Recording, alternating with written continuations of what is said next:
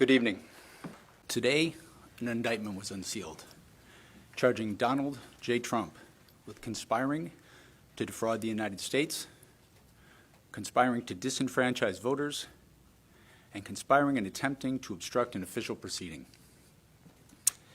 The indictment was issued by a grand jury of citizens here in the District of Columbia, and it sets forth the crimes charged in detail.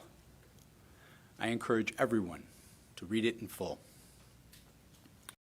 In the United States District Court for the District of Columbia, United States of America versus Donald J. Trump, defendant, criminal number, grand jury original, violations. Count 1, conspiracy to defraud the United States. Count 2, conspiracy to obstruct an official proceeding. Count 3, obstruction of and attempt to obstruct an official proceeding. Count 4, conspiracy against rights. Indictment. The grand jury charges that, at all times material to this indictment, on or about the dates and at the approximate time stated below, introduction. 1. The defendant, Donald J. Trump, was the 45th President of the United States and a candidate for re-election in 2020. The defendant lost the 2020 presidential election. Number 2. Despite having lost, the defendant was determined to remain in power. So for more than 2 months following the election day on November 3rd, 2020, the defendant spread lies that there had been an outcome determinative fraud in the election and that he had actually won. These claims were false, and the defendant knew that they were false. But the defendant repeated and widely disseminated them anyway, to make his knowingly false claims appear legitimate, create an intense national atmosphere of mistrust and anger, and erode public faith in the administration of the election. 3. The defendant had a right, like every American, to speak publicly about the election and even to claim falsely that there had been outcome determinative fraud during the election and that he had won. He was also entitled to formally challenge the results of the election through lawful and appropriate means, such as by seeking recounts or audits of the popular vote in states, or filing lawsuits challenging ballots and procedures. Indeed, in many cases, the defendant did pursue these methods of contesting the election results. His efforts to change the outcome in any state through recounts, audits, or legal challenges were uniformly unsuccessful. 4. Shortly after Election Day, the defendant also pursued unlawful means of discounting legitimate votes and subverting the election results. In so doing, the defendant perpetrated 3 criminal conspiracies. A conspiracy to defraud the United States by using dishonesty, fraud, and deceit to impair, obstruct, and defeat the lawful federal government function by which the results of the presidential election are collected, counted, and certified by the federal government in violation of 18 U.S.C. 371. B. A conspiracy to corruptly obstruct and impede the January 6th congressional proceeding at which the collected results of the presidential election are counted and certified, the certification proceeding, in violation of 18 U.S.C. 151K, and C.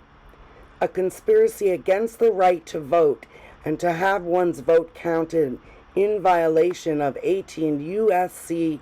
241.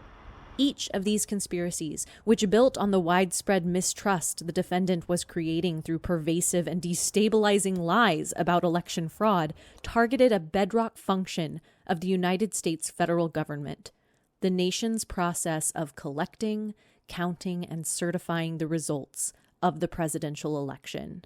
Quote, the federal government function, end quote. Count 1.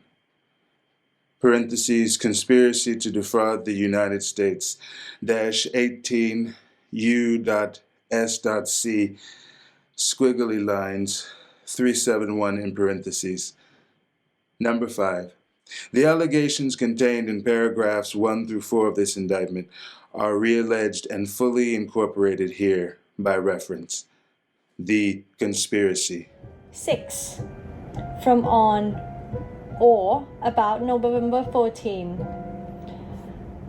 2020 through on about January 2021 in the District of Columbia and elsewhere in the defendant Donald J. Trump did knowingly combine, conspire, confederate, and agree with co-conspirator known and unknown to the grand jury to defraud the United States by using dishonesty, fraud, and deceit to impair, obstruct, and defeat the lawful federal government function by which the result of the presidential election are collected, counted, certified by the federal government. Purpose of the conspiracy. 7. The purpose of the conspiracy was to overturn the legitimate results of the 2020 presidential election by using knowingly false claims of election fraud to obstruct the federal government function by which those results are collected, counted, and certified. The defendant's co-conspirators. 8. The defendant enlisted co-conspirators to assist him in his criminal efforts to overturn the legitimate results of the 2020 presidential election and retain power. Among these were A. Co-conspirator 1, an attorney who is willing to spread knowingly false claims and pursue strategies that the defendant's 2020 re-election campaign attorneys would not. B. Co-conspirator 2, an attorney who devised and attempted to implement a strategy to leverage the vice president's ceremonial role overseeing the certification proceedings to obstruct the certification of the presidential election. C. Co-conspirator 3, an attorney whose unfounded claims of election fraud the defendant privately acknowledged to others sounded crazy. Nevertheless, the defendant embraced and publicly amplified co-conspirator 3's disinformation. D. Co-conspirator 4, a Justice Department official who worked on civil matters and who, with the defendant, attempted to use the Justice Department to open sham election crime investigations and influence state legislatures with knowingly false claims of election fraud. E. Co-conspirator 5, an attorney who assisted in devising and attempting to implement a plan to submit fraudulent slates of presidential electors to obstruct the certification proceeding. F.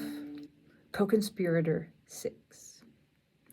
A political consultant who helped implement a plan to submit fraudulent slates of presidential electors to obstruct the certification proceeding. 9. The federal government function by which the results of the election for President of the United States are collected, counted, and certified was established through the Constitution and the Electoral Count Act, ECA, a federal law enacted in 1887. The Constitution provided that individuals called electors select the president and that each state determined for itself how to appoint electors apportioned to it. Through state laws, each of the 50 states and the District of Columbia chose to select their electors based on the popular vote in the state. After Election Day, the ECA required each state to formally determine or ascertain the electors who would represent the state's voters by casting electoral votes on behalf of the candidate who had won the popular vote, and required the executive of each state to certify by the federal government the identities of those electors. Then, on a date set by the ECA, each state's ascertained electors were required to meet and collect the results of the presidential election. That is, to cast electoral votes based on their state's popular vote, and to send their electoral votes along with the state executive certification that they were the state's legitimate electors, to the United States Congress to be counted and certified in an official proceeding. Finally, the Constitution and ECA required that on the 6th of January following Election Day, the Congress meet in a joint session for a certification proceeding, presided over by the Vice President as President of the Senate, to count the electoral votes, resolve any objections, and announce the result, thus certifying the winner of the presidential election as President-elect. This federal government function, from the point of ascertainment to the certification, is foundational to the United States democratic process, and until 2021 had operated in a peaceful and orderly manner for more than 130 years. Manner and means. 10. The defendant's conspiracy to impair, obstruct, and defeat the federal government function through dishonesty, fraud, and deceit included the following manner and means. A. The defendant and co-conspirators used knowingly false claims of election fraud to get state legislators and election officials to subvert the legitimate election results and change electoral votes for the defendant's opponent, Joseph R. Biden Jr., to electoral votes for the defendant. That is, on the pretext of baseless fraud claims, the defendant pushed officials in certain states to ignore the popular vote, disenfranchise millions of voters, dismiss legitimate electors, and ultimately cause the ascertainment of and voting by illegitimate electors in favor of the defendant. B. The defendant and co-conspirators organized fraudulent slates of electors in 7 targeted states: Arizona, Georgia, Michigan, Nevada, New Mexico, Pennsylvania, and Wisconsin, attempting to mimic the procedures that the legitimate electors were supposed to follow under the Constitution and other federal and state laws. This included causing the fraudulent electors to meet on the day appointed by federal law on which legitimate electors were to gather and cast their votes, cast fraudulent votes for the defendant, and sign certificates falsely representing that they were legitimate electors. Some fraudulent electors were tricked into participating based on the understanding that their votes would be used only if the defendant succeeded in outcome-determinative lawsuits within their state, which the defendant never did. The defendant and co-conspirators then caused these fraudulent electors to transmit their false certificates to the Vice President and other government officials to be counted at the certification proceeding on January 6th. C.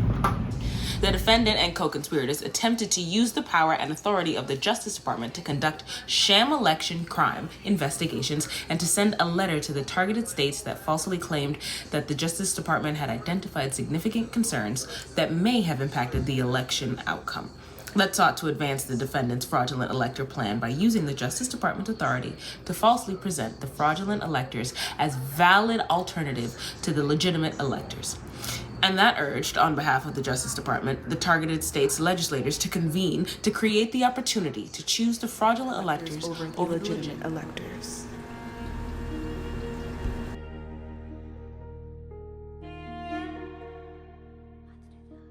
The defendant and co-conspirators attempted to enlist the Vice President to use his ceremonial role at the January 6th certification proceeding to fraudulently alter the election results. First, using knowingly false claims of election fraud, the defendant and co-conspirators attempted to convince the Vice President to use the defendant's fraudulent electors, reject legitimate electoral votes, and send legitimate electoral votes to state legislatures to review rather than counting them. When that failed, on the morning of January 6th, the defendant and co-conspirators repeated knowingly false claims of election fraud to gather supporters, falsely told them that the Vice President had the authority to and might alter the election results, and directed them to the Capitol to obstruct the certification proceeding and exert pressure on the Vice President to take the fraudulent actions he had previously refused. E. After it became public on the afternoon of January 6th that the Vice President would not fraudulently alter the election results, a large and angry crowd, including many individuals whom the defendant had deceived into believing the Vice President could and might change the election results, violently attacked the Capitol and halted the proceedings. As violence ensued, The defendant and co-conspirators exploited the disruption by redoubling efforts to levy false claims of election fraud and convince members of Congress to further delay the certification based on those claims. 11. The defendant, his co-conspirators, and their agents made knowingly false claims that there had been an outcome-determinative fraud in the 2020 presidential election. These prolific lies about election fraud included dozens of specific claims that there had been substantial fraud in certain states, such as that large numbers of dead, non-resident, non-citizen, or otherwise ineligible voters had cast ballots, or that voting machines had changed votes for the defendant to votes for Biden. These claims were false. And the defendant knew that they were false.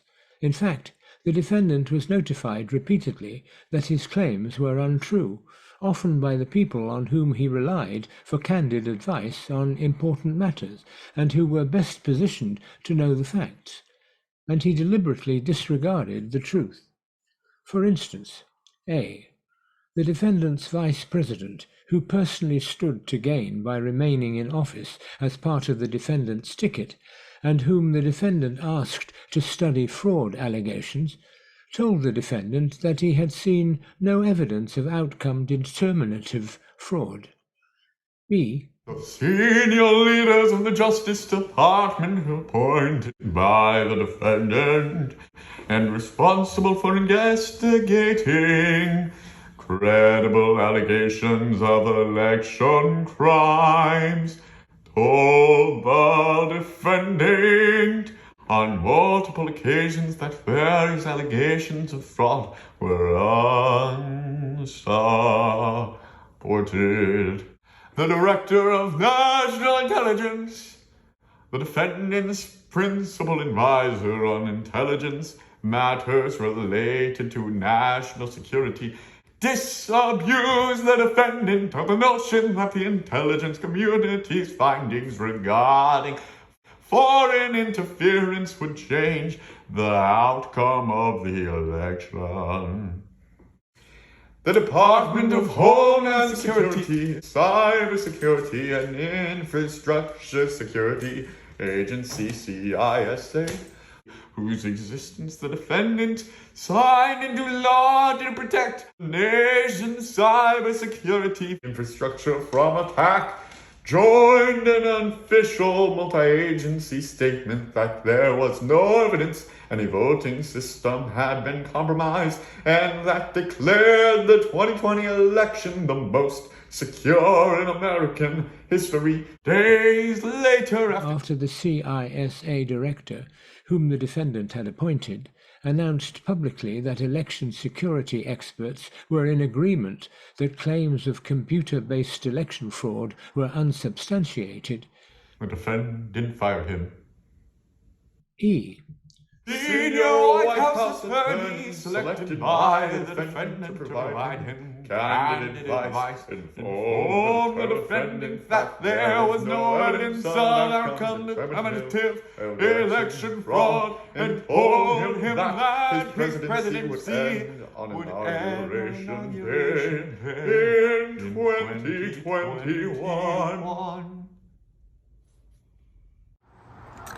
Senior staffers on the defendant's 2020 re-election campaign, defendant's campaign, or campaign, whose sole mission was the defendant's re-election, told the defendant on November 7th, 2020, that he had only a 5 to 10% chance of prevailing in the election, and that success was contingent on the defendant winning ongoing vote counts or litigation in Arizona, Georgia, and Washington. Within a week of that assessment, the defendant lost in Arizona, meaning he had lost the election. G.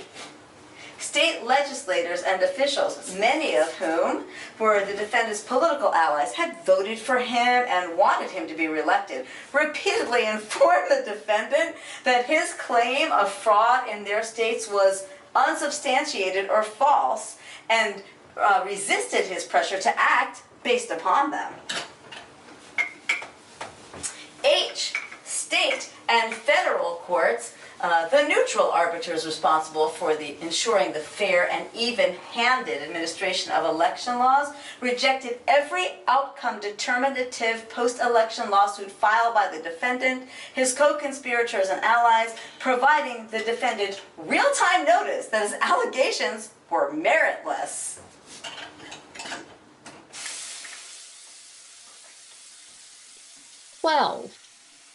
The defendant widely disseminated his false claims of election fraud for months, despite the fact that he knew, and in many cases had been informed directly, that they were not true. The defendant's knowingly false statements were integral to his criminal plans to defeat the federal government function, obstruct the certification, and interfere with others' right to vote and have their votes counted. He made these knowingly false claims throughout this post-election time period, including those below that he made immediately before the attack on the Capitol on January 6th. A. The defendant insinuated that more than 10,000 dead voters had voted in Georgia.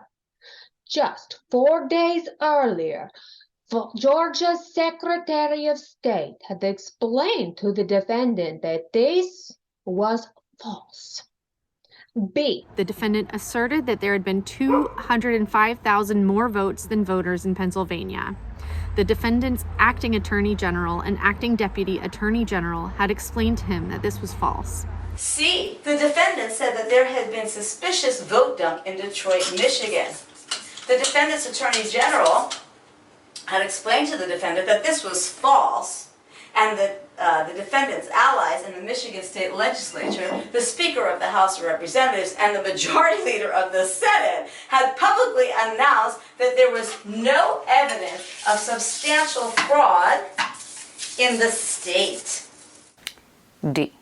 The defendant claimed that there had been tens of thousands of double votes and other fraud in Nevada.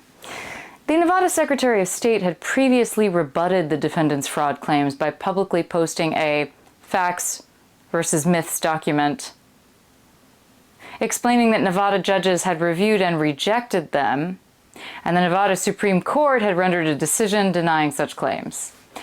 E. The defendant said that more than 30,000 non-citizens had voted in Arizona.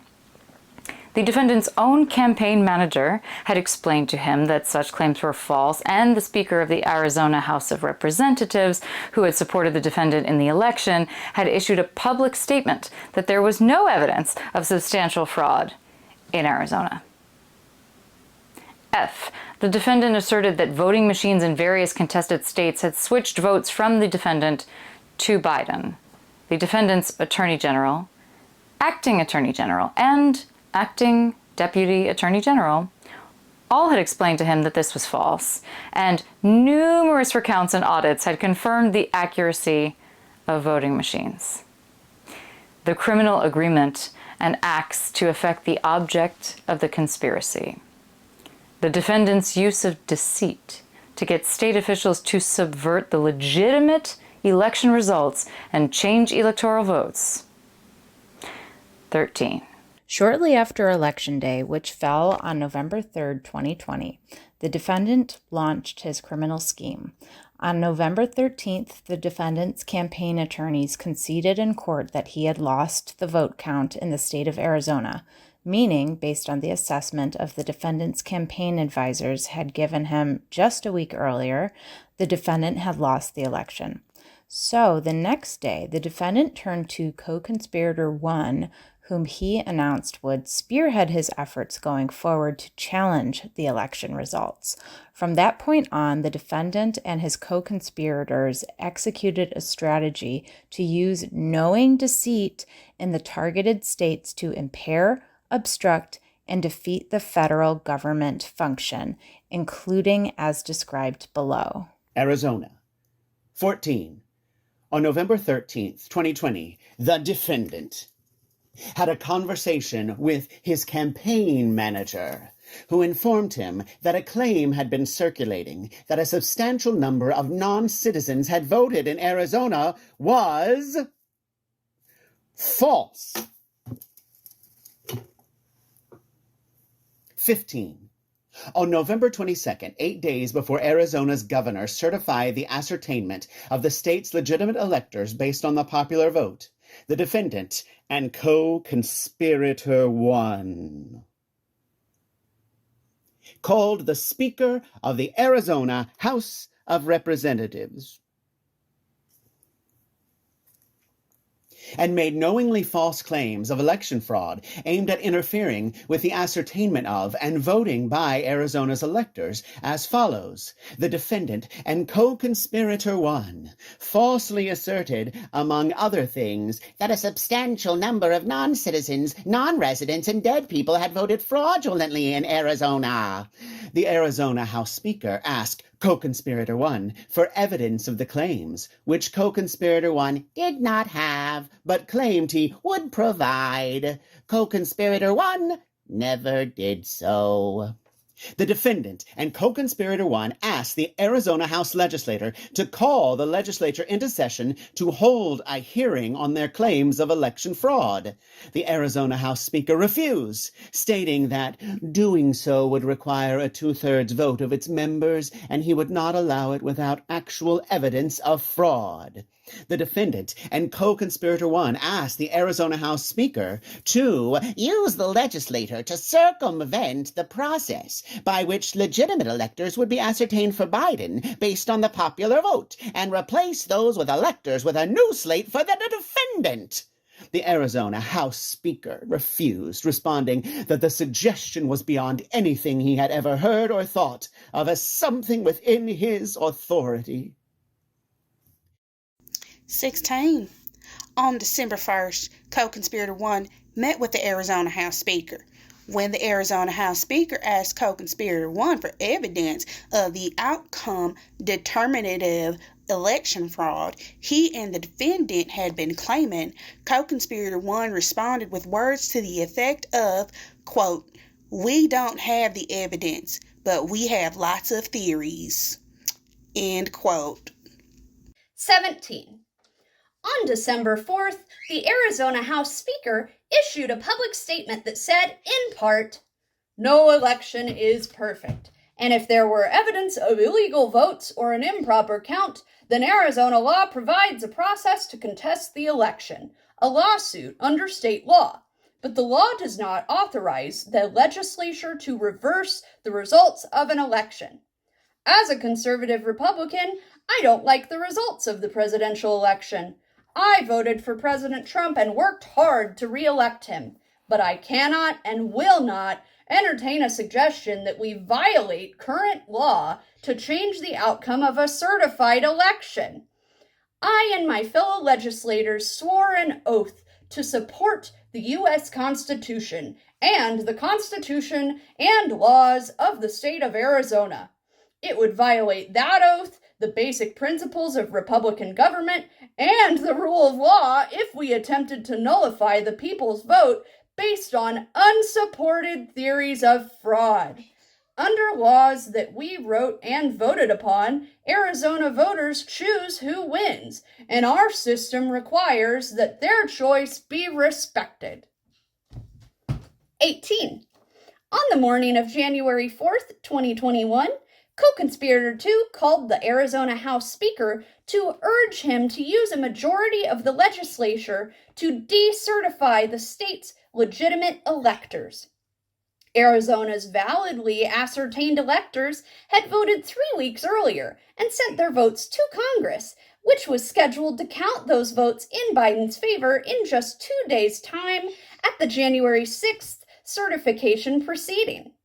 When the Arizona House Speaker explained that state investigations had uncovered no evidence of substantial fraud in the state, co-conspirator 2 conceded that he didn't know enough about facts on the ground in Arizona, but nonetheless told the Arizona House Speaker to decertify and let the courts sort it out.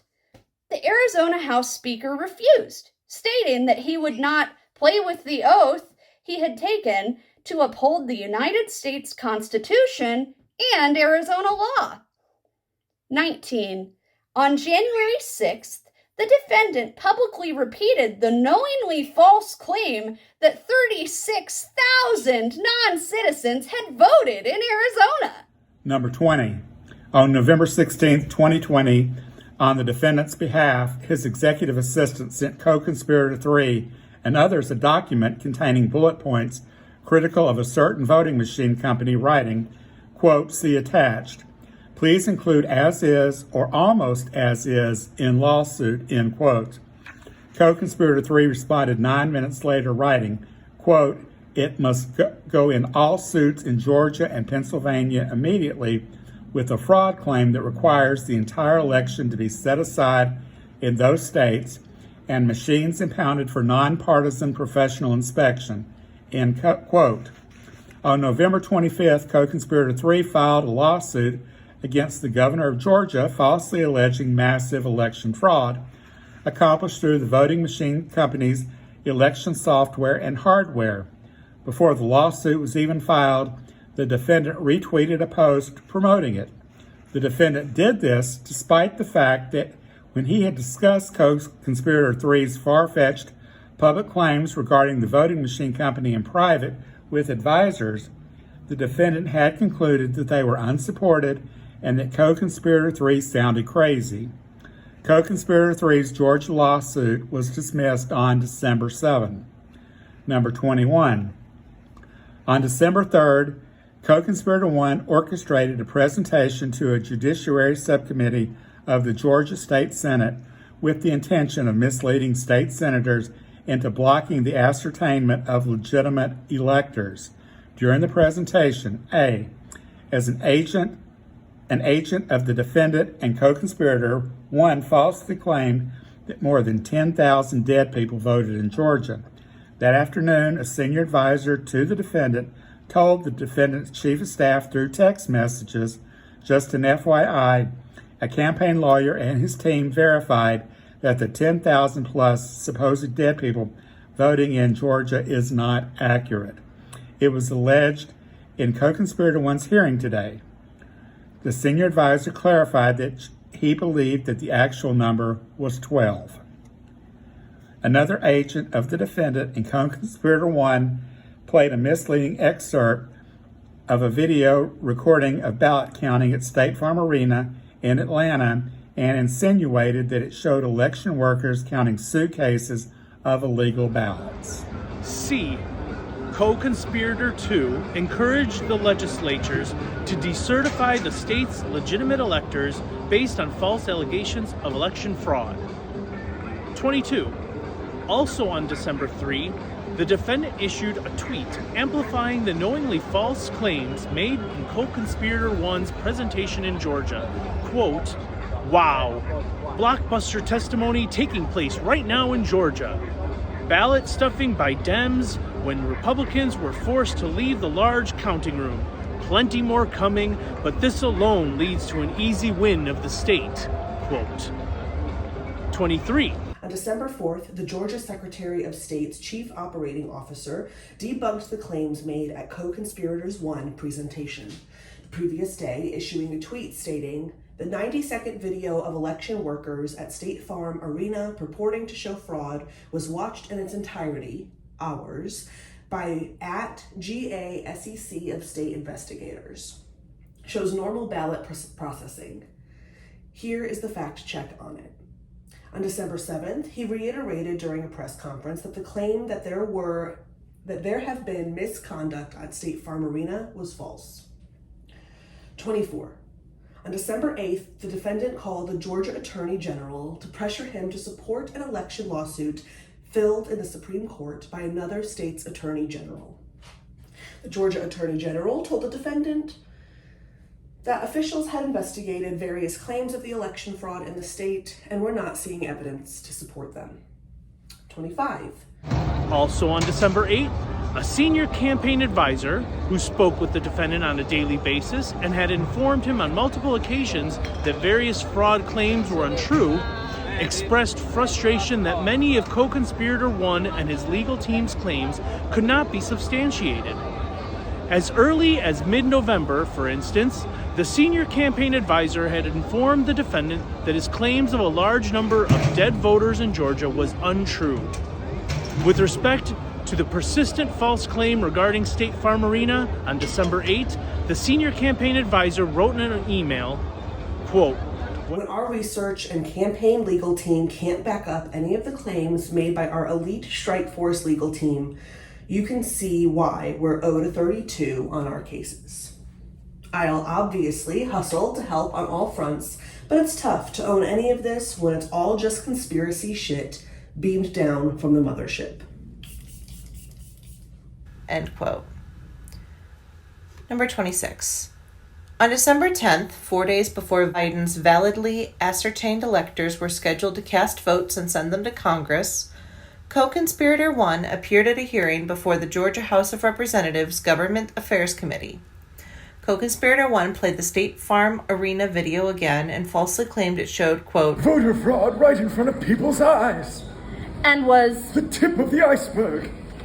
Then he cited 2 election workers by name, baselessly accused them of quite obviously surreptitiously passing around USB ports as if they were vials of heroin or cocaine, and suggested that they were criminals whose places of work, their homes, should have been searched for evidence of ballots, for evidence of USB ports, for evidence of voter fraud. Thereafter, the 2 election workers received numerous death threats. On December 15th, the defendant summoned the incoming acting attorney general, the incoming acting deputy attorney general, and others to the Oval Office to discuss allegations of election fraud. During the meeting, the Justice Department officials specifically refuted the defendant's claim about the State Farm Arena, explaining to him that the activity shown on the tape co-conspirator had used was benign. On December 23rd, a day after the defendant's chief of staff personally observed the signature verification process at the Cobb County Civic Center and notified the defendant that state election officials were conducting themselves in an exemplary fashion and would find fraud if it existed, the defendant tweeted that the Georgia officials administering the signature verification process were trying to hide evidence of election fraud and were terrible people. In a phone call on December 27th, the defendant spoke with the acting attorney general and acting deputy attorney general.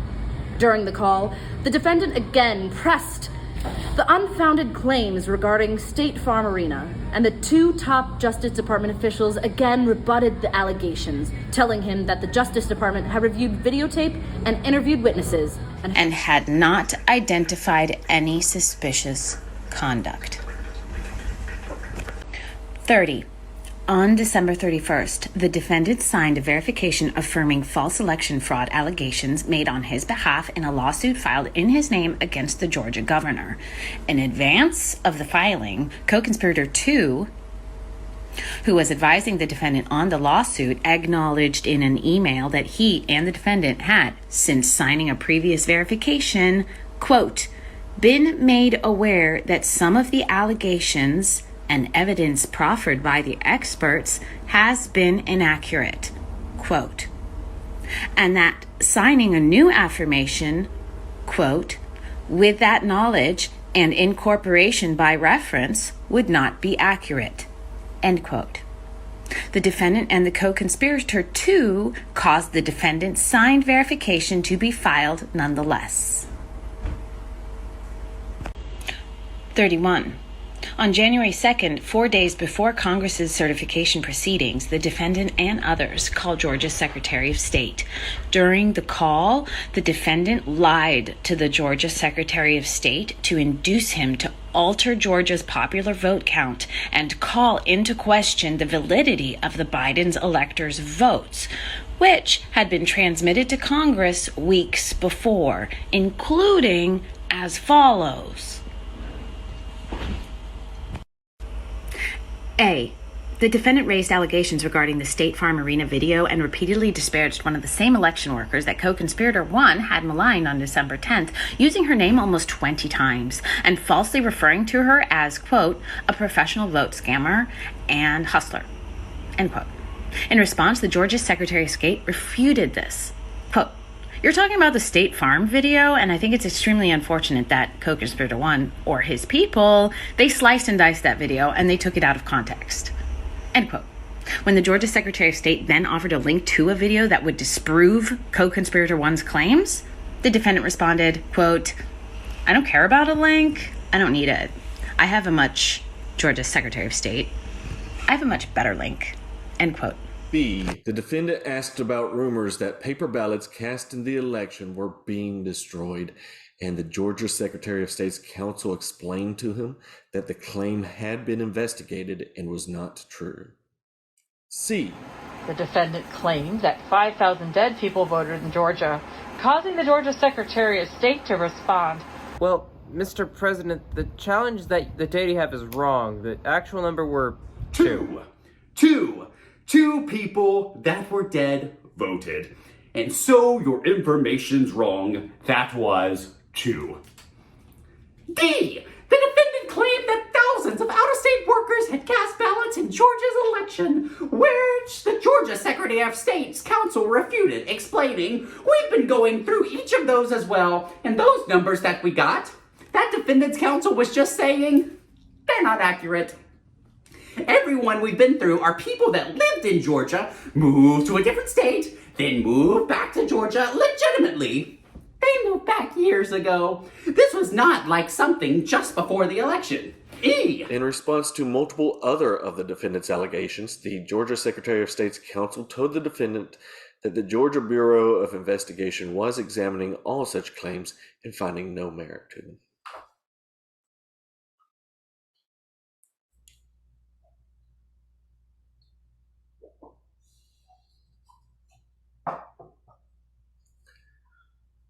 F. The defendant said that he needed to, quote, find 11,780 votes, and insinuated that the Georgia Secretary of State and his counsel could be subject to criminal prosecution if they failed to find election fraud as he demanded, stating, you're going to find that they are, which is totally illegal.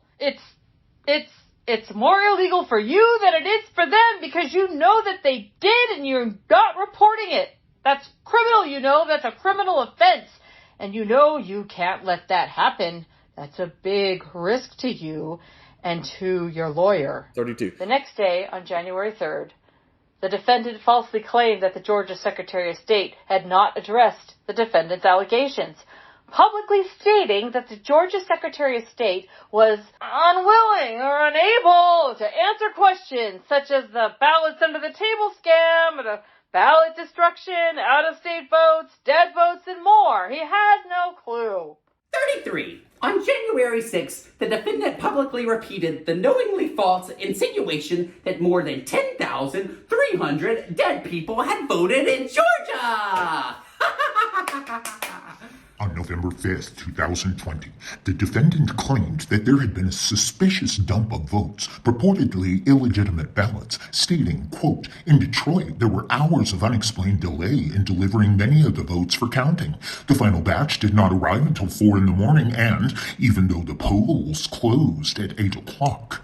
So they brought it in, and the batches came in, and nobody knew where they came from, end quote. On November 20, 3 days before Michigan's governor signed a certificate of ascertainment notifying the federal government that, based on the popular vote, Biden's electors were to represent Michigan's voters, the defendant held a meeting in the Oval Office with the Speaker of the Michigan House of Representatives and the Majority Leader of the Michigan Senate. In the meeting, the defendant raised his false claim, among others, of an illegitimate vote dump in Detroit. In response, the Michigan Senate Majority Leader told the defendant that he had lost Michigan not because of fraud, but because the defendant had underperformed with certain voter populations in the state. Upon leaving their meeting, the Michigan House Speaker and Michigan Senate Majority Leader issued a statement reiterating this. The Senate and House Oversight Committees are actively engaged in a thorough review of Michigan's elections process, and we have faith in the committee process to provide greater transparency and accountability to our citizens.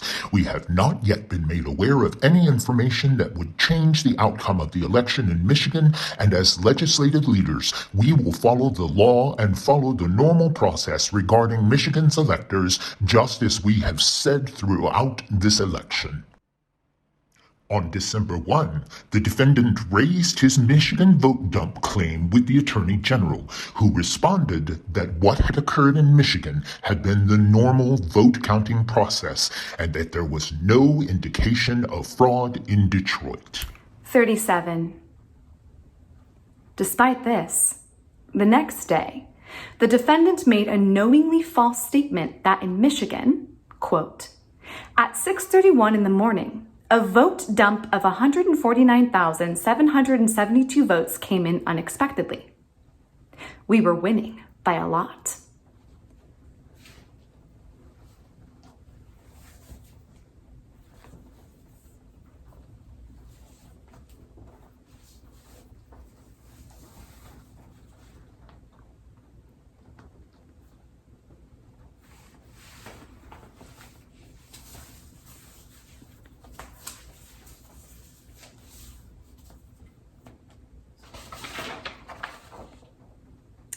That batch was received in horror. Nobody knows anything about it. ... It's corrupt. Detroit is corrupt. I have a lot of friends in Detroit. They know it. But Detroit is totally corrupt. End quote.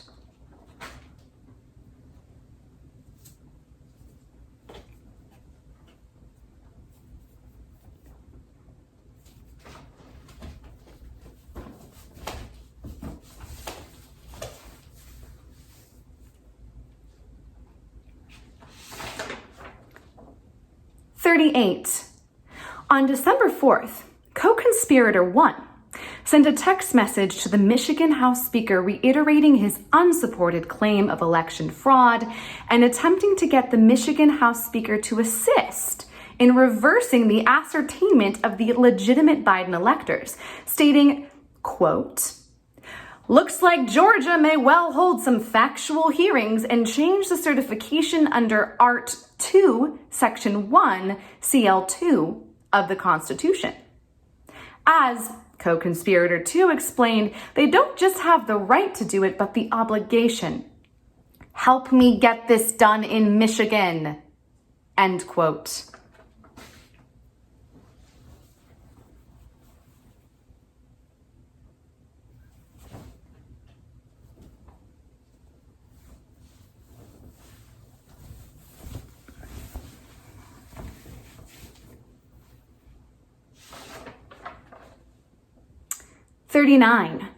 Similarly, on December 7th, despite still having established no fraud in Michigan, co-conspirator 1 sent a text intended for the Michigan Senate Majority Leader.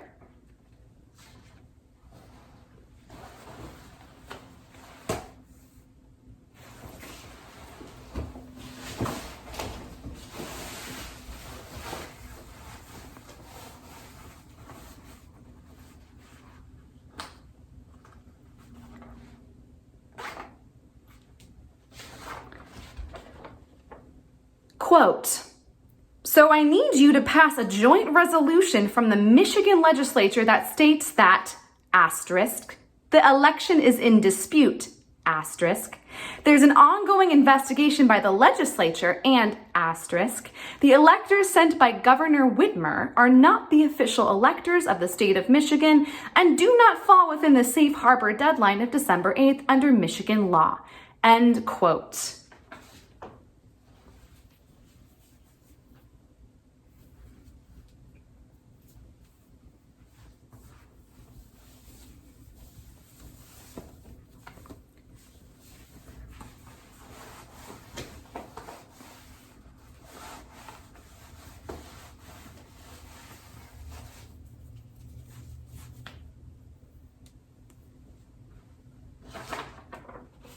40.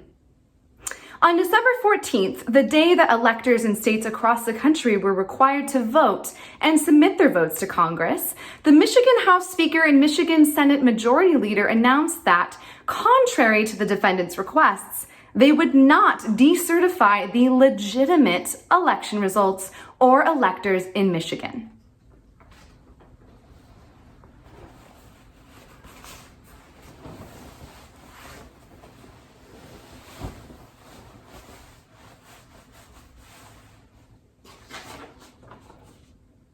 The Michigan Senate Majority Leader's public statement included, quote, "We have not received evidence of fraud on a scale that would change the outcome of the election in Michigan." The Michigan House Speaker's public statement read, in part, "We diligently examined these reports of fraud to the best of our ability. I fought hard for President Trump. Nobody wanted him to win more than me. I think he's done an incredible job.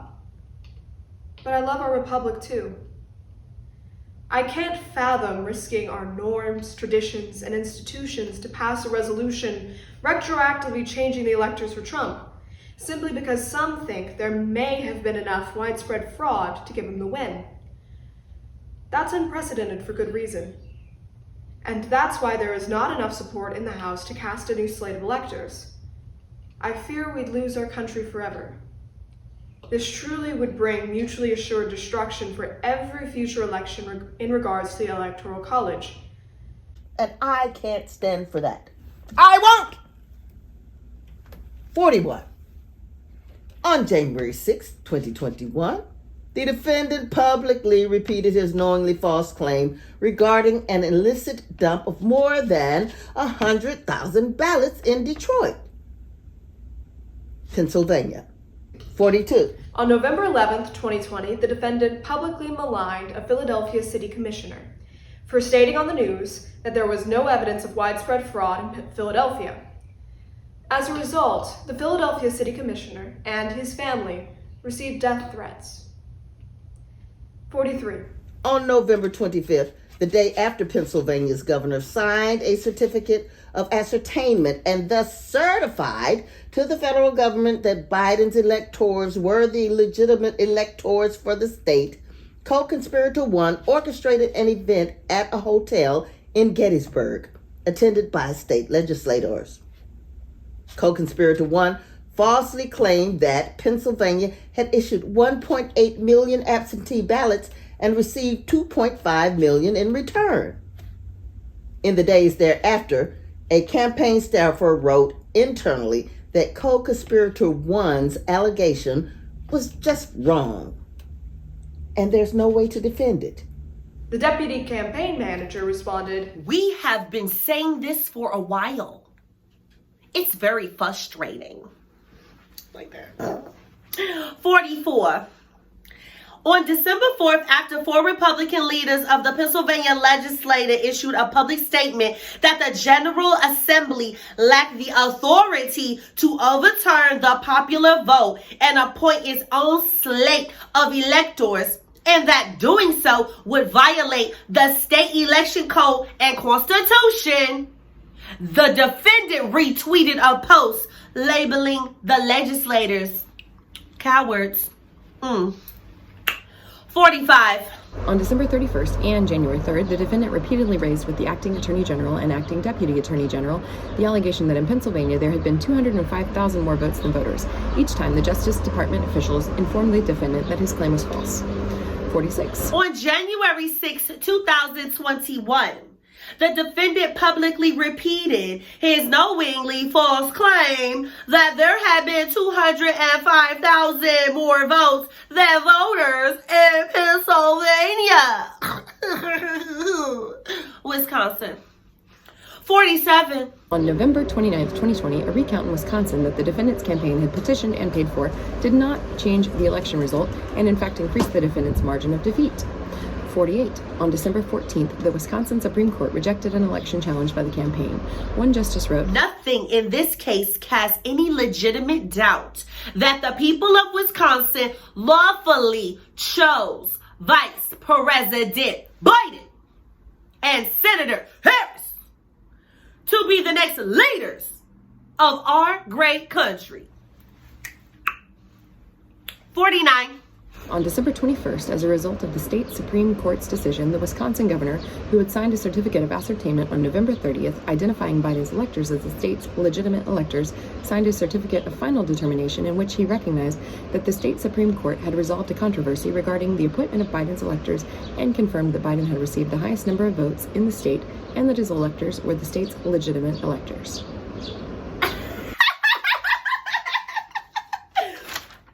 50. That same day, in response to the court decision that had prompted the Wisconsin governor to sign a certificate of final determination, the defendant issued a tweet repeating his knowingly false claim of election fraud and demanding that the Wisconsin legislature overturn the election results that had led to the ascertainment of Biden's electors as the legitimate electors. 51. On December 27th, the defendant raised with the acting attorney general and acting deputy attorney general a specific fraud claim that there had been more votes than voters in Wisconsin. The acting deputy attorney general informed the defendant that the claim was false. 52. On January 6, 2021, the defendant publicly repeated knowingly false claims that there had been tens of thousands of unlawful votes in Wisconsin. The defendant's use of dishonesty, fraud, and deceit to organize fraudulent slates of electors and cause them to transmit false certificates to Congress. 53. As the defendant's attempts to obstruct the electoral vote through the deceit of state officials met with repeated failure. Beginning in early December 2020, he and co-conspirators developed a new plan to marshal individuals who would have served as the defendant's electors had he won the popular vote in 7 targeted states: Arizona, Georgia, Michigan, Nevada, New Mexico, Pennsylvania, and Wisconsin, and caused those individuals to make and send to the Vice President and Congress false certifications that they were legitimate electors. Under the plan, the submission of these fraudulent slates would create a fake controversy at the certification proceeding and position the Vice President, presiding on January 6 as President of the Senate, to supplant legitimate electors with the defendant's fake electors and certify the defendant as President. 54. The plan capitalized on ideas presented in memoranda drafted by co-conspirator 5, an attorney who was assisting the defendant's campaign with legal efforts related to a recount in Wisconsin. The memoranda evolved over time from a legal strategy to preserve the defendant's rights to a corrupt plan to subvert the federal government function by stopping Biden electors' votes from being counted and certified as follows. A.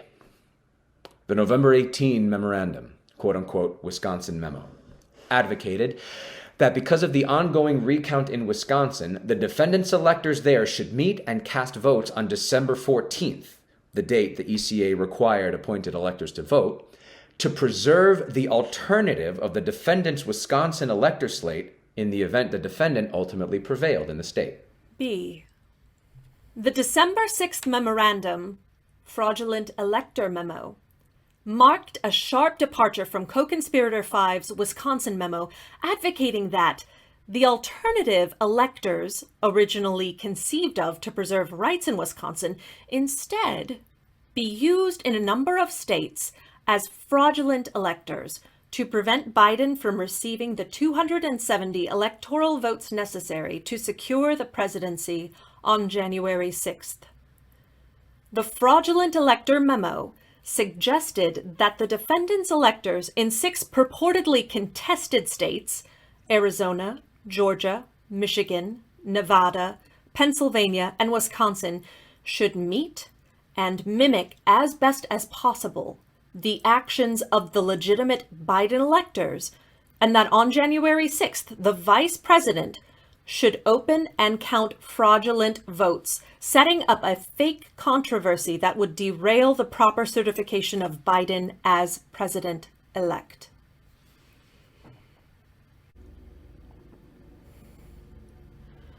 C. The December 9th memorandum, Fraudulent Elector Instructions, consisted of co-conspirator 5's instructions on how fraudulent electors could mimic legitimate electors in Arizona, Georgia, Michigan, Nevada, Pennsylvania, and Wisconsin. Co-conspirator 5 noted that in some states it would be virtually impossible for the fraudulent electors to successfully take the same steps as legitimate electors because state law required formal participation in the process by state officials or access to official resources.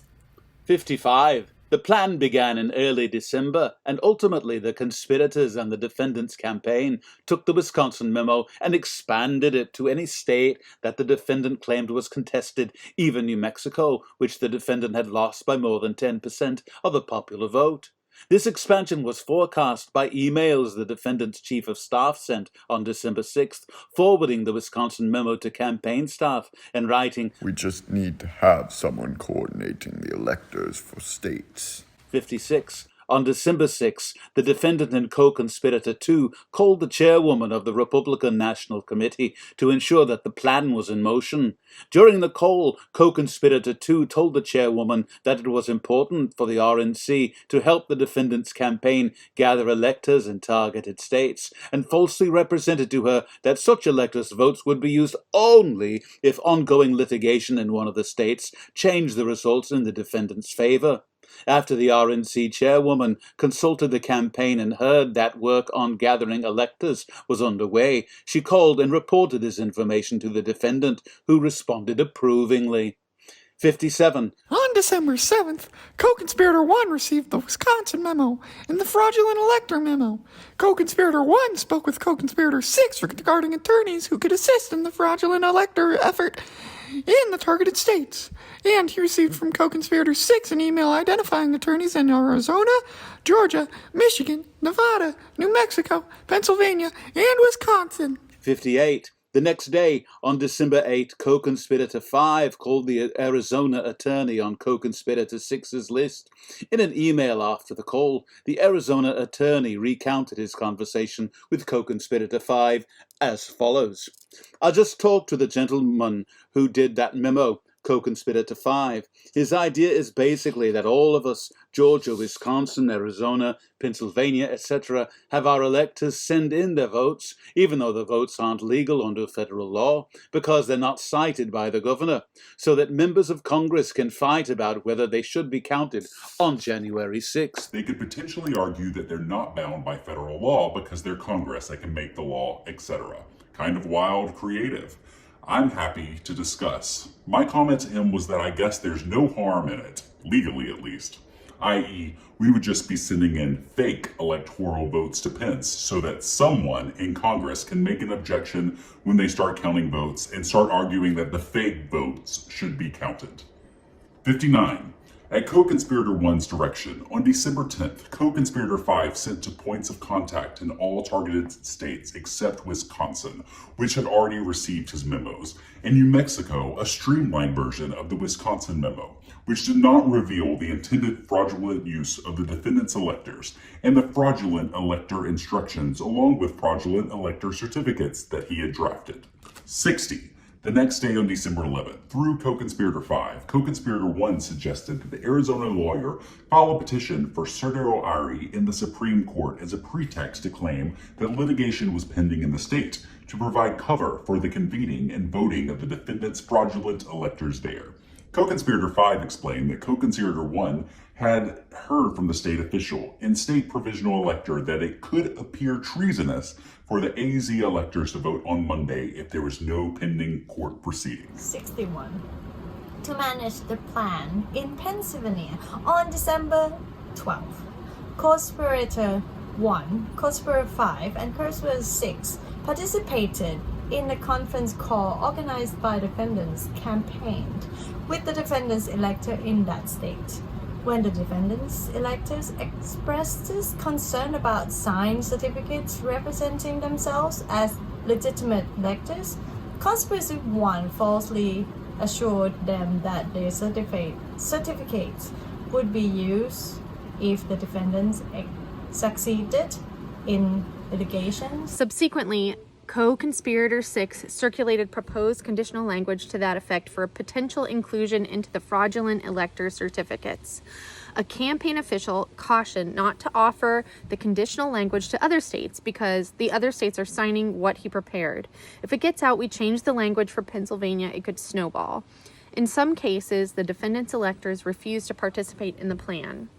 62. On December 13th, co-conspirator 5 sent co-conspirator 1 an email memorandum that further confirmed that the conspirators' plan was not to use the fraudulent electors only in the circumstance that the defendant's litigation was successful in one of the targeted states.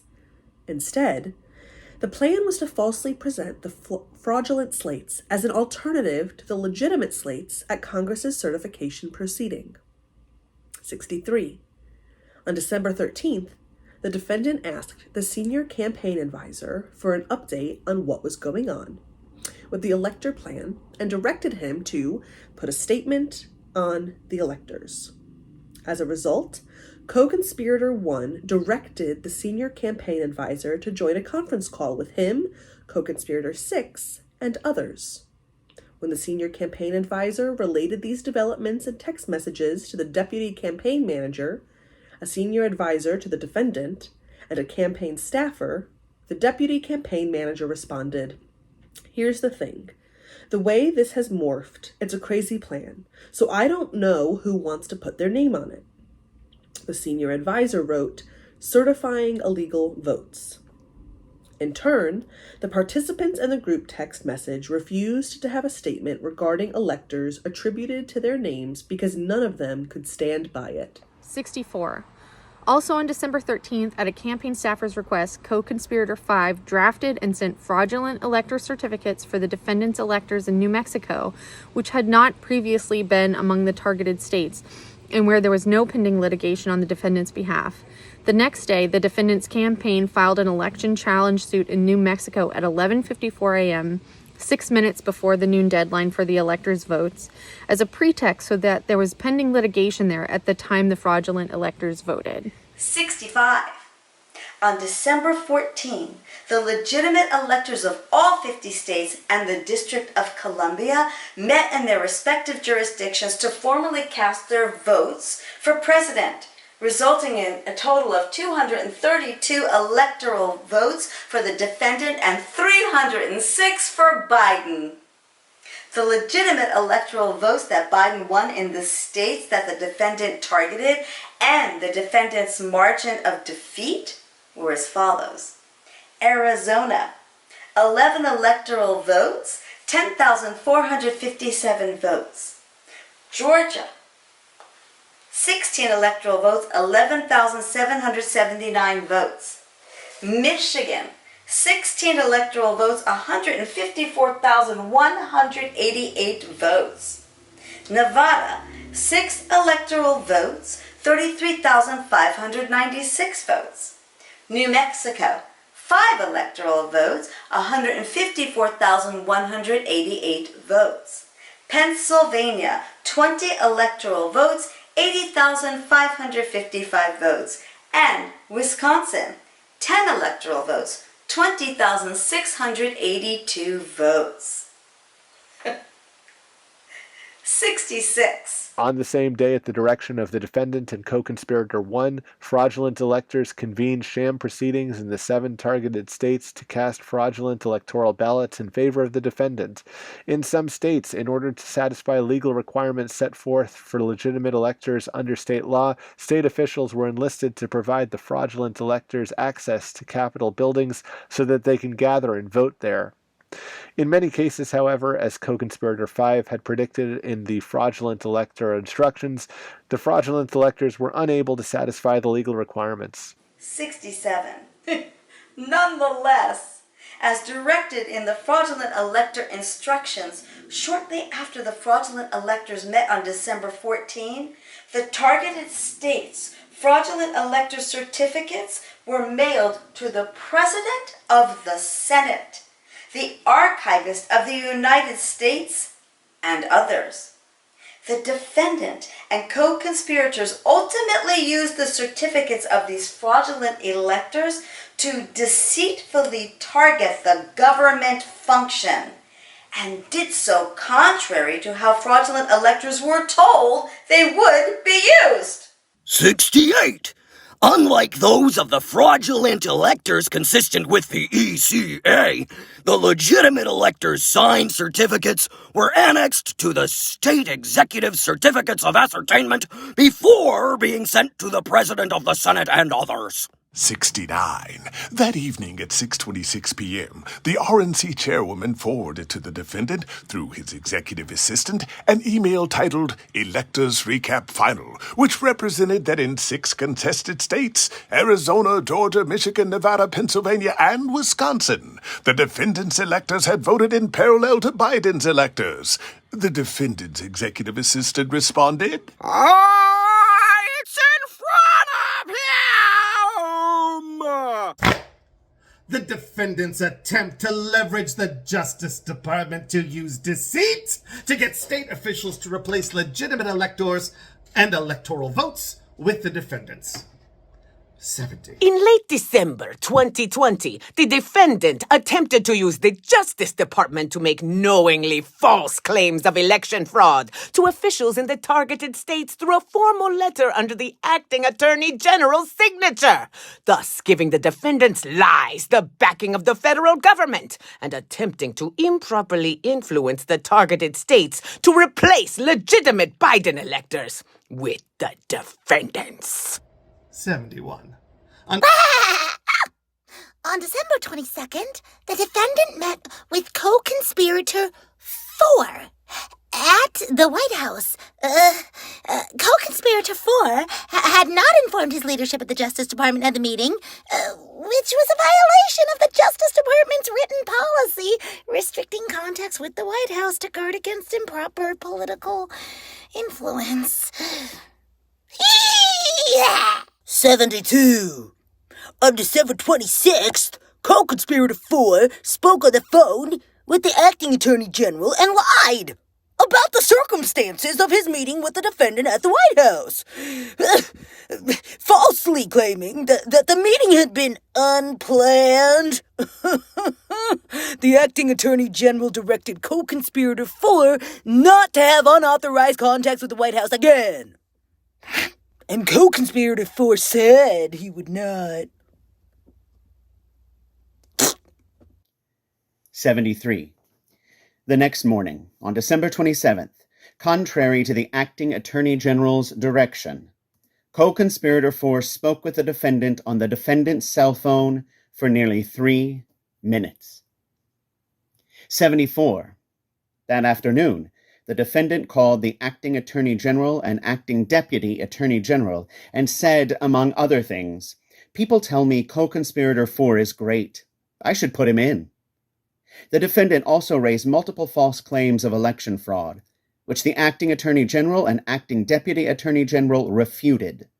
When the acting attorney general told the defendant that the Justice Department could not and would not change the outcome of the election, the defendant responded, "Just say that the election was corrupt and leave the rest to me and the Republican congressman."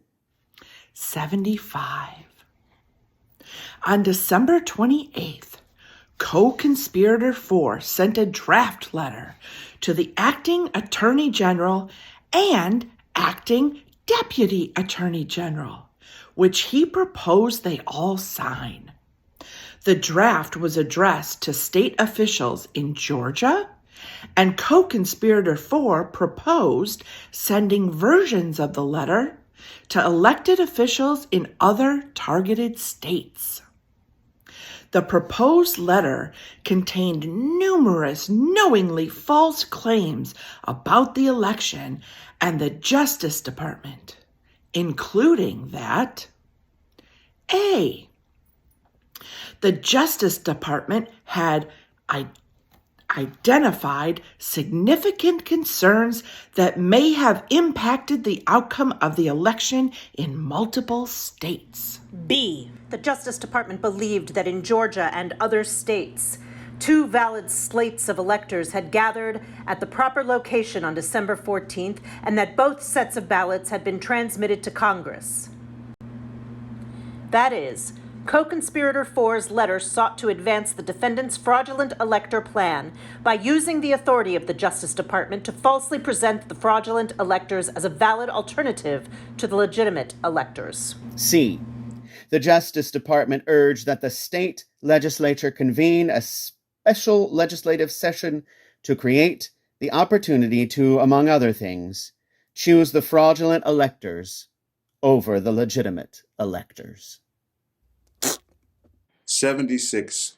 The acting Deputy Attorney General promptly responded to Co-Conspirator 4 by email and told him that his proposed letter was false, writing, "Despite dramatic claims to the contrary, we have not seen the type of fraud that calls into question the reported and certified results of the election." In a meeting shortly thereafter, the acting Attorney General and acting Deputy Attorney General again directed Co-Conspirator 4 not to have unauthorized contact with the White House. 77. On December 31st, the defendant summoned to the Oval Office the acting Attorney General, acting Deputy Attorney General, and other advisors. In the meeting, the defendant again raised claims about election fraud that the Justice Department officials already had told him were not true, and that the senior Justice Department officials reiterated were false and suggested he might change the leadership in the Justice Department. 78. On January 2nd, 2021, just 4 days before the Congress's certification proceeding, Co-Conspirator 4 tried to coerce the acting Attorney General and acting Deputy Attorney General to sign and send Co-Conspirator 4's draft letter, which contained false statements to state officials. He told them that the defendant was considering making Co-Conspirator 4 the new acting Attorney General, but that Co-Conspirator 4 would decline the defendant's offer if the acting Attorney General and acting Deputy Attorney General would agree to send the proposed letter to the targeted states. The Justice Department officials refused. 79. The next morning, on January 3rd, despite having uncovered no additional evidence of election fraud, Co-Conspirator 4 sent to a Justice Department colleague an edited version of his draft letter to the states, which included a change from the previous claim that the Justice Department had concerns to a stronger false claim that, as of today, there is evidence of significant irregularities that may have impacted the outcome of the election in multiple states. Number 80.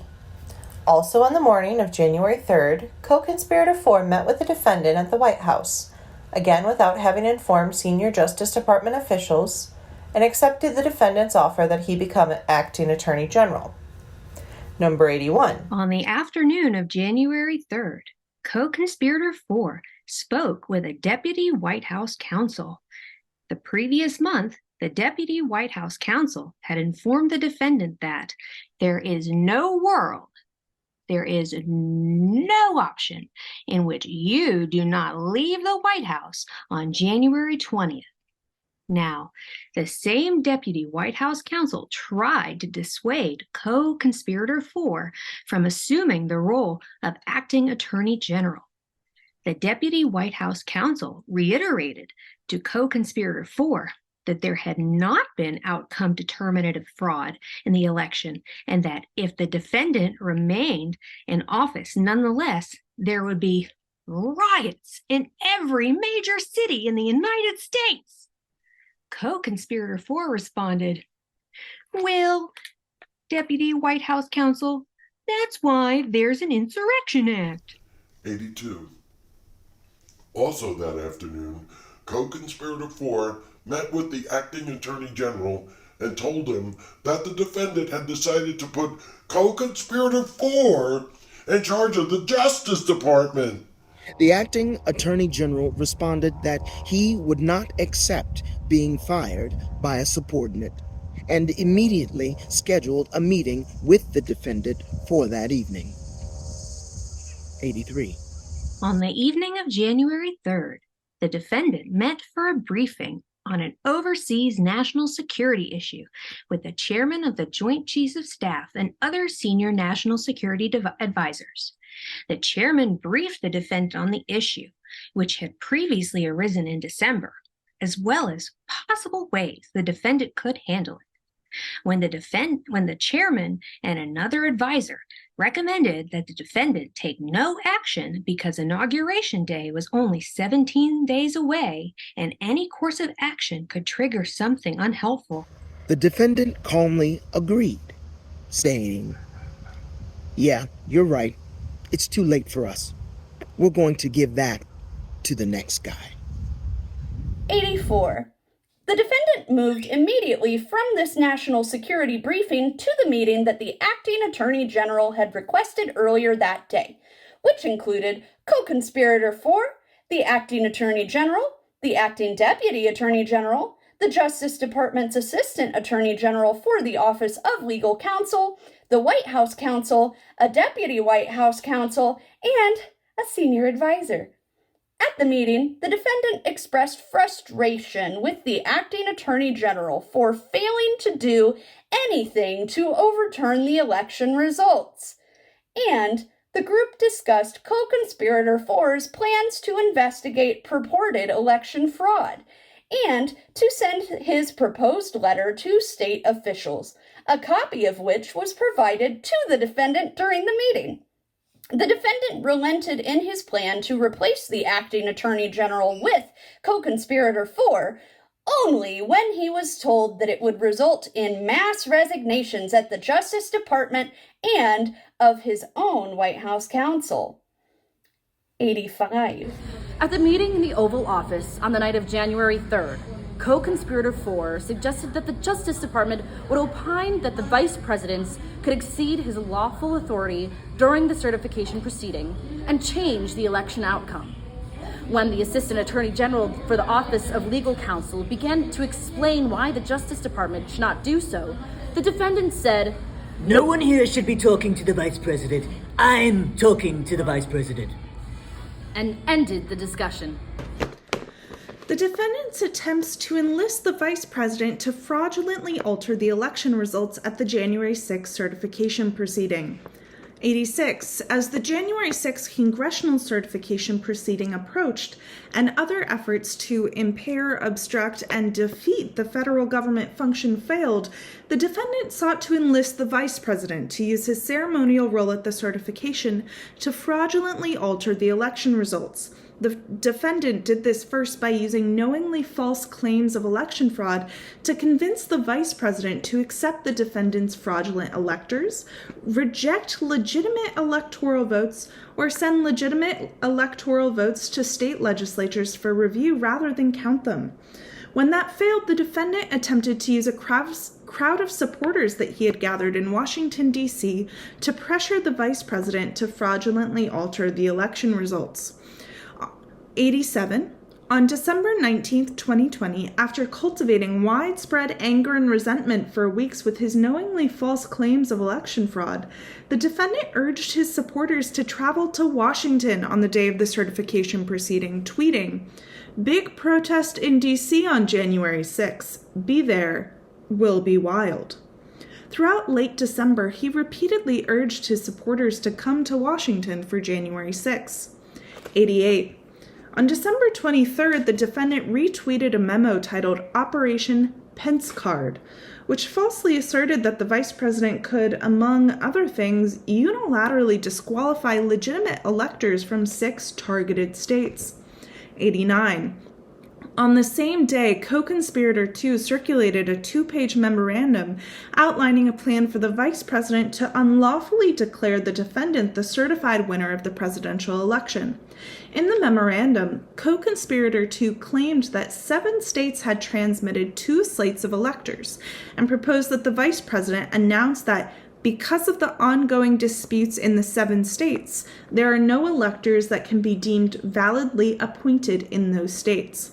Next, co-conspirator 2 proposed steps that he acknowledged violated the ECA, advocating that, in the end, Pence then gavels President Trump as re-elected. Just 2 months earlier, on October 11th, co-conspirator 2 had taken the opposite position, writing that neither the Constitution nor the ECA provided the vice president discretion in the counting of electoral votes, or permitted him to make, quote, make the determination on his own, end quote. On several private phone calls in late December and early January, the defendant repeated knowingly false claims of election fraud and directly pressured the vice president to use his ceremonial role at the certification proceedings on January 6th to fraudulently overturn the results of the election. And the vice president resisted, including on December 25th, when the vice president called the defendant to wish him a Merry Christmas. The defendant quickly turned the conversation to January 6th and his request that the vice president reject electoral votes that day. The vice president pushed back, telling the defendant, as the vice president already had in previous conversations, quote, "You know I don't think I have the authority to change the outcome," end quote. On December 29th, as reflected in the vice president's contemporaneous notes, the defendant falsely told the vice president that, quote, Justice Department was finding major infractions, end quote. On January 1st, the defendant called the vice president and berated him because he had learned that the vice president had opposed a lawsuit seeking a judicial decision that at the certification, the vice president had the authority to reject or return votes to the states under the Constitution. The vice president responded that he thought there was no constitutional basis for such authority and that it was improper. In response, the defendant told the vice president, quote, "You're too honest," end quote. Within hours of the conversation, the defendant reminded his supporters to meet in Washington before the certification proceeding, tweeting, quote, "The big protest rally in Washington, D.C. will take place at 11 a.m. on January 6. Locational details to follow. Stop the steal," end quote. On January 3rd, the defendant again told the vice president that at the certification proceeding, the vice president had the absolute right to reject electoral votes and the ability to overturn the election. The vice president responded that he had no such authority and that a federal appeals court had rejected the lawsuit making that claim the previous day. 91. On January 3rd, co-conspirator 2 circulated a second memorandum that included a new plan under which, contrary to the ECA, the vice president would send the elector slates to the state legislators to determine which slate to count. 92. On January 4, the defendant held a meeting with co-conspirator 2, the vice president's chief of staff, and the vice president's counsel for the purpose of convincing the vice president, based on the defendant's knowingly false claims of election fraud, that the vice president should reject or send to the states Biden's legitimate electoral votes rather than count them. The defendant deliberately excluded his White House counsel from the meeting because the White House counsel previously had pushed back on the defendant's false claims of election fraud. Number 93. During the meeting, as reflected in the vice president's contemporaneous notes, the defendant made knowingly false claims of election fraud, including, bottom line, we won every state by hundreds of thousands of votes. And we won every state. And asked regarding a claim his senior Justice Department officials previously had told him was false, including as recently as the night before, what about 205,000 votes more in PA than voters? The defendant and co-conspirator 2 then asked the vice president to either unilaterally reject the legitimate electors from the 7 targeted states or send the question of which state was legitimate to the targeted states' legislators. When the vice president challenged co-conspirator 2 on whether the proposal to return the question to the states was defensible, co-conspirator 2 responded, "Well, nobody's tested it before." The vice president then told the defendant, "Did you hear that? Even your own counsel is not saying I have that authority." The defendant responded, "That's okay. I prefer the other suggestion," of the vice president rejecting the electors unilaterally. 94. Also on January 4th, when co-conspirator 2 acknowledged to the defendant's senior advisor that no court would support his proposal, the senior advisor told co-conspirator 2, quote, "You're going to cause riots in the streets," end quote. Co-conspirator 2 responded that there had previously been points in the nation's history where violence was necessary to protect the republic. After the conversation, the senior advisor notified the defendant that co-conspirator 2 had conceded that his plan was not going to work. 95. On the morning of January 5th, at the defendant's direction, the vice president's chief of staff and the vice president's counsel met again with co-conspirator 2. Co-conspirator 2 now advocated that the vice president do what the defendant had said he preferred the day before: unilaterally reject electors from the targeted states. During this meeting, co-conspirator 2 privately acknowledged to the vice president's counsel that he hoped to prevent judicial review of his proposal because he understood that it would be unanimously rejected by the Supreme Court. The vice president's counsel expressed to co-conspirator 2 that following through with the proposal would result in a, quote, disastrous situation, end quote, where the election might, quote, have to be decided in the streets, end quote. 96. That same day, the defendant encouraged supporters to travel to Washington on January 6th, and he set the false expectation that the vice president had the authority to, and might, use his ceremonial role at the certification proceeding to reverse the election outcome in the defendant's favor, including issuing the following tweets. A. At 11:06 a.m., the vice president has the power to reject fraudulently chosen electors. This was within 40 minutes of the defendant's earlier reminder, "See you in D.C." B. At 5:05 p.m., quote, Washington is being inundated with people who don't want to see an election victory stolen. Our country has had enough. They won't take it anymore. We hear you and love you. From the Oval Office, end quote. C. At 5:43 p.m., quote, I will be speaking at the Save America rally tomorrow on the Ellipse at 11 a.m. Eastern. Arrive early. Doors open at 7 a.m. Eastern. Big crowds, end quote. 97. Also on January 5th, the defendant met alone with the vice president. When the vice president refused to agree to the defendant's request that he obstruct the certification, the defendant grew frustrated and told the vice president that the defendant would have to publicly criticize him. Upon learning of this, the vice president's chief of staff was concerned for the vice president's safety and alerted the head of the vice president's secret service detail. 98. As crowds began to gather in Washington and were audible from the Oval Office, the defendant remarked to advisors that the crowd the following day on January 6th was going to be, quote, angry, end quote. 99. That night, the defendant approved and caused the defendant's campaign to issue a public statement that the defendant knew from his meeting with the vice president only hours earlier was false. Quote, the vice president and I are in total agreement that the vice president has the power to act. End quote. 100. On January 6th, starting in the early morning hours, the defendant again turned to knowingly false statements aimed at pressuring the vice president to fraudulently alter the election outcome, and raised publicly the false expectation that the vice president might do so. A. At 1 a.m., the defendant issued a tweet that falsely claimed, if Vice President @Mike Pence comes through for us, we will win the presidency. Many states want to decertify the mistake. they made in certifying incorrect and even fraudulent numbers in a process not approved by their state legislators, which it must be. Mike can send it back. B.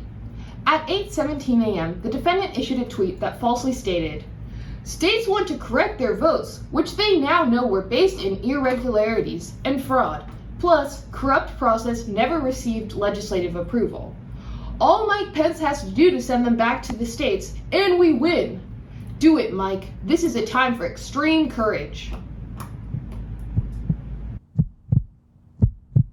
101. On the morning of January 6, an agent of the defendant contacted a United States senator to ask him to hand-deliver documents to the vice president. The agent then facilitated the receipt by the senator's staff of the fraudulent certificates signed by the defendant's fraudulent electors in Michigan and Wisconsin, which were believed not to have been delivered to the vice president or archivist by mail.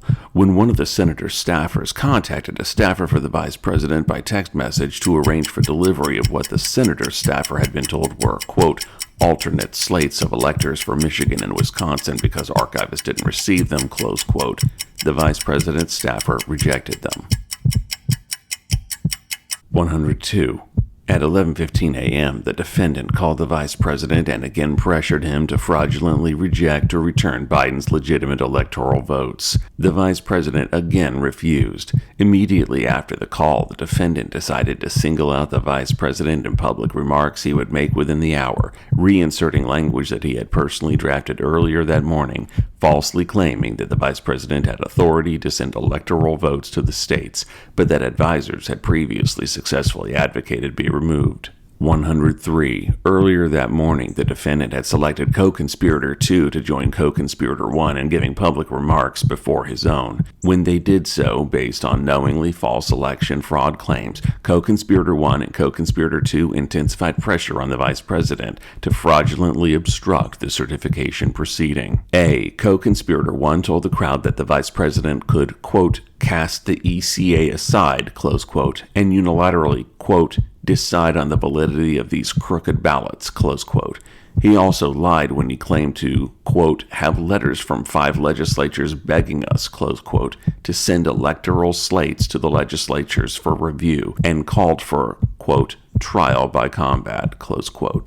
B. Co-conspirator 2 told the crowd, quote, all we are demanding of Vice President Pence is this afternoon at 1 o'clock he let the legislatures of the state look into this so we can get to the bottom of it and the American people know whether we have control of the direction of our government or not. We no longer live in a self-governing republic if we can't get the answer to this question, close quote. 104. Next, beginning at 11:56 a.m., the defendant made multiple knowingly false statements integral to his criminal plans to defeat the federal government function, obstruct the certification, and interfere with others' right to vote and have their votes counted. The defendant repeated false claims of election fraud, gave false hope that the vice president might change the election outcome, and directed the crowd in front of him to go to the Capitol as a means to obstruct the certification and pressure the vice president to fraudulently obstruct the certification. The defendant's knowingly false statements for these purposes included A. The defendant falsely claimed that, based on fraud, the vice president could alter the outcome of the election results, stating, I hope Mike is going to do the right thing. I hope so. I hope so. Because if Mike Pence does the right thing, we win the election. All he has to do, this is from the number one, or certainly one of the top constitutional lawyers in our country. He has the absolute right to do it. We're supposed to protect our country, support our Constitution, and protect our Constitution. States want to revote. The states got defrauded. They were given false information. They voted on it. Now they want to recertify. They want it back. All Vice President Pence has to do is send it back to the states to recertify, and we become president, and you are the happiest people. B. After the defendant falsely stated that the Pennsylvania legislature wanted to recertify their votes. They want to recertify, but the only way that can happen is if Mike Pence agrees to send it back.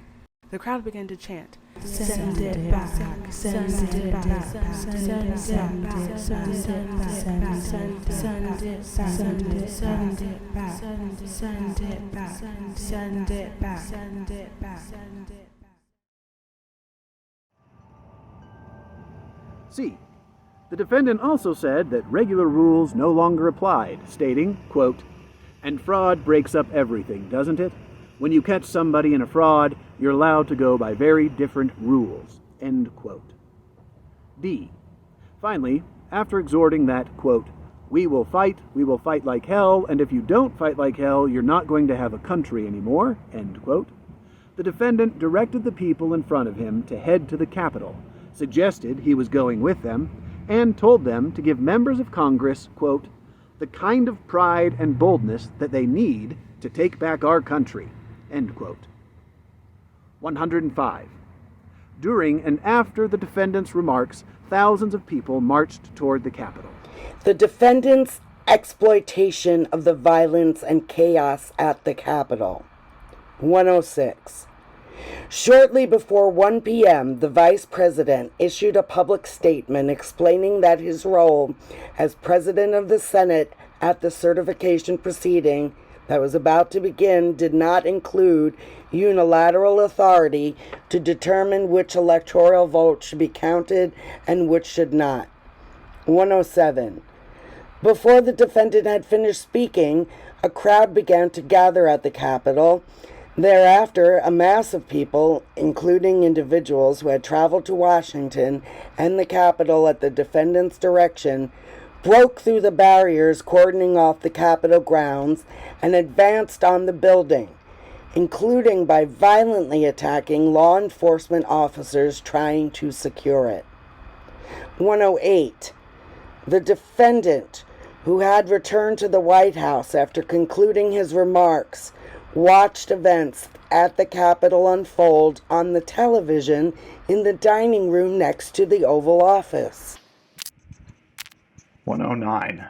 At 2:13 p.m., after more than an hour of steady, violent advancement, the crowd at the Capitol broke into the building. 110. Upon receiving the news that individuals had breached the Capitol, the defendant's advisors told him there was a riot there and that rioters had breached the building. When advisors urged the defendant to issue a calming message aimed at the rioters, the defendant refused, instead repeatedly remarking that the people at the Capitol were angry because the election had been stolen. At 2:24 p.m., after advisors had left the defendant alone in his dining room, the defendant issued a tweet intended to further delay and obstruct the certification. Quote, "Mike Pence didn't have the courage to do what should have been done to protect our country and our Constitution, giving states a chance to certify a corrected set of facts, not the fraudulent or inaccurate ones which they were asked to previously certify. USA demands the truth." 1 minute later, at 2:25 p.m., the United States Secret Service was forced to evacuate the vice president to a secure location. At the Capitol throughout the afternoon, members of the crowd chanted, "Hang Mike Pence! Where is Pence? Bring him out!" and "Traitor Pence." The defendant repeatedly refused to approve a message directing rioters to leave the Capitol, as urged by his most senior advisors, including the White House counsel, a deputy White House counsel, the chief of staff, a deputy chief of staff, and a senior advisor.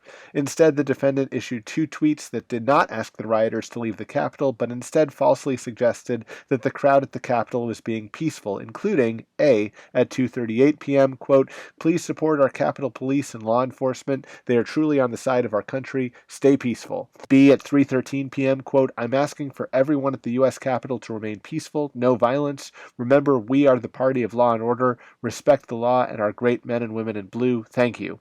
At 3 p.m., the defendant had a phone call with the minority leader of the United States House of Representatives. The defendant told the minority leader that the crowd at the Capitol was more upset about the election than the minority leader was. 116. At 4:17 p.m., the defendant released a video message on Twitter that he had just taped in the White House Rose Garden. In it, the defendant repeated the knowingly false claim that we had an election that was stolen from us, and finally asked individuals to leave the Capitol while telling them that they were very special and that we love you. 117. After the 4:17 p.m. tweet, as the defendant joined others in the outer Oval Office to watch the attack on the Capitol on television, the defendant said, "See, this is what happens when they try to steal an election. These people are angry. These people are really angry about it. This is what happens." 118. At 6:01 p.m., the defendant tweeted, "These are the things and events that happen when a sacred landslide election victory is so unceremoniously and viciously stripped away from great patriots who have been badly and unfairly treated for so long. Go home with love and in peace. Remember this day forever."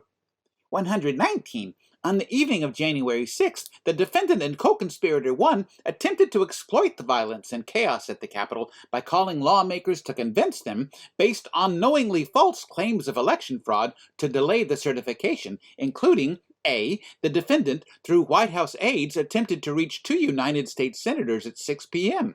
B. From 6:59 p.m. until 7:18 p.m., co-conspirator 1 placed calls to 5 United States senators and 1 United States representative.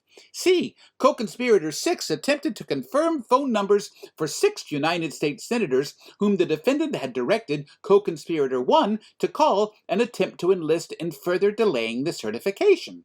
In one of the calls, co-conspirator 1 left a voicemail intended for a United States senator that said, "We need you, our Republican friends, to try to just slow it down so we can get these legislatures to get more information to you. And I know they're reconvening at 8 tonight, but the only strategy we can follow is to object to numerous states and raise issues so that we get ourselves into tomorrow, ideally until the end of tomorrow." E. In another message intended for another United States Senator, co-conspirator 1 repeated knowingly false allegations of election fraud, including that the vote counts certified by the states to Congress were incorrect, and that the governors who had certified knew they were incorrect. That, quote, illegal immigrants, end quote, had voted in substantial numbers in Arizona, and that, quote, Georgia gave you a number in which 65,000 people who were underage voted, end quote. Co-conspirator 1 also claimed that the vice president's actions had been surprising and asked the senator to, quote, object to every state and kind of spread this out a little bit like a filibuster, end quote. 120. At 7:01 p.m., while co-conspirator 1 was calling United States senators on behalf of the defendant, the White House counsel called the defendant to ask him to withdraw any objections and allow the certification. The defendant refused. 121. The attack on the Capitol obstructed and delayed the certification for approximately 6 hours until the Senate and House of Representatives came back into session separately at 8:06 p.m. and 9:02 p.m. respectively and came together in a joint session at 11:35 p.m. 122. At 11:44 p.m., co-conspirator 2 emailed the Vice President's counsel advocating that the Vice President violate the law and seek further delay of the certification. Co-conspirator 2 wrote, I implore you to consider one more relatively minor violation of the ECA and adjourn for 10 days to allow the legislatures to finish their investigations, as well as to allow a full forensic audit of the massive amount of illegal activity that has occurred here. 123. At 3:41 a.m. on January 7th, as President of the Senate, the Vice President announced the certified results of the 2020 presidential election in favor of Biden. The defendant and his co-conspirators committed one or more of the acts to effect the object of the conspiracy alleged above in paragraphs 13, 15 to 16, 18 to 22, 24, 26, 28, 30 to 33, 35, 37 to 39, 41, 43 to 44, 46, 50, 52, 54, 56, 57 to 64, 67, 71, 75, 78 to 82, 84, 85, 87, 97, 99 to 100, 102 to 104, 111, 114, 116, 118 to 119, and 122. In violation of Title 18, United States Code, Section 371. Count 2. Conspiracy to obstruct an official proceeding, 18 U.S.C. 1512K. 125. The allegations contained in paragraphs 1 through 4 and 8 through 123 of this indictment are re-alleged and fully incorporated here by reference. 126. From on or about November 14, 2020, through on or about January 7, 2021, in the District of Columbia and elsewhere, the defendant, Donald J. Trump, did knowingly combine, conspire, confederate, and agree with co-conspirators, known and unknown, to the grand jury to corruptly obstruct and impede an official proceeding, that is, the certification of the electoral vote, in violation of Title 18, United States Code, Section 1512, C2. In violation of Title 18, United States Code, Section 1512K. Count 3. Obstruction of an attempt to obstruct an official proceeding, -18, United States Code, Sections 1512, C2, 2. 127. The allegations contained in paragraphs 1 through 4 and 8 through 123 of this indictment are re-alleged and fully incorporated here by reference. 128. From, on, or about November 14, 2020, through, on, or about January 7, 2021, in the District of Columbia and elsewhere, the defendant, Donald J. Trump, attempted to and did corruptly obstruct and impede an official proceeding, that is, the certification of the electoral vote, in violation of Title 18, United States Code, Sections 1512, C2, 2.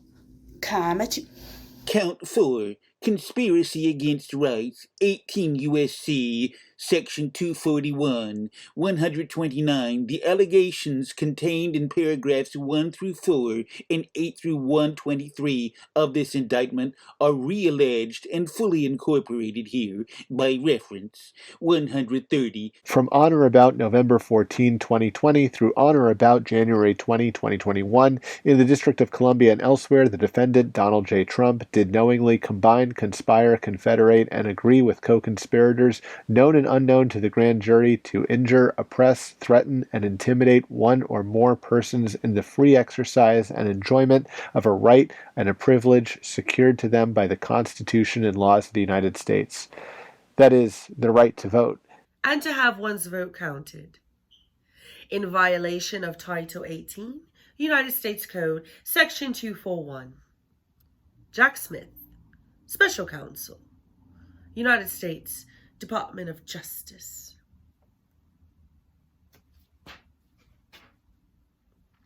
You all like that, right?